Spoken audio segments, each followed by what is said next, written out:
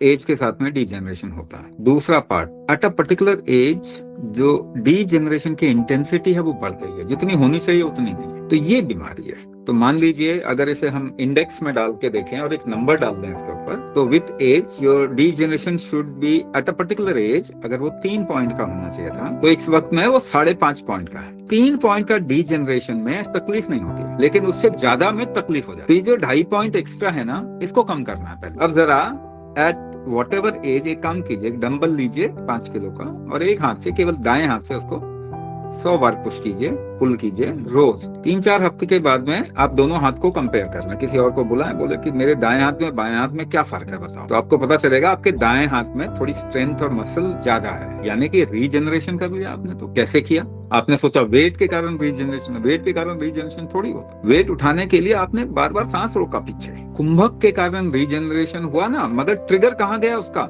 Wait के कारण उसका डायरेक्शन दाएं हाथ की तरफ ही गया, तो दाएं हाथ में, राइट हैंड में आपका रीजनरेशन हो गया। तो क्या रीजनरेशन हो सकता है? 100% बिल्कुल हो सकता है। और कैसे हो सकता है? कुंभक से होगा।